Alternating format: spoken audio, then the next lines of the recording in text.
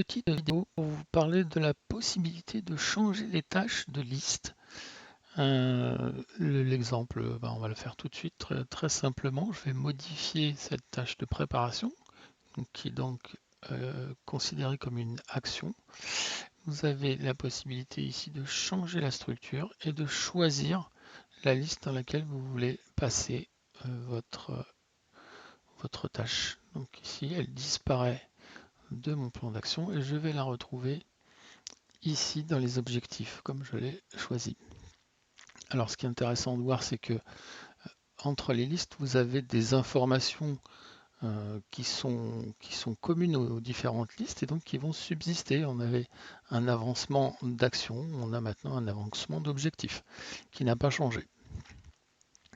Alors l'intérêt de ce changement de liste est plutôt à l'inverse de ce qu'on vient de faire.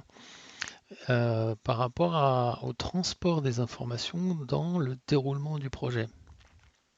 Typiquement, on peut considérer que on a une idée qu'on va déposer dans une des listes, peut-être liste à faire ou historique, parce qu'on n'aura pas forcément beaucoup d'informations à associer, pas plus d'informations que la description de ce qu'on a envie de faire.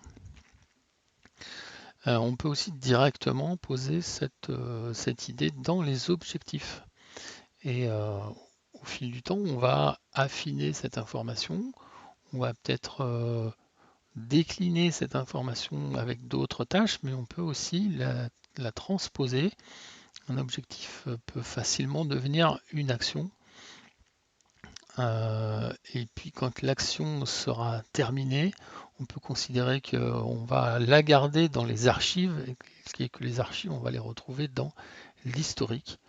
Donc on va conserver les informations qu'on aura pu enrichir au fil du projet et on gardera en affichage uniquement la date d'achèvement de cette action.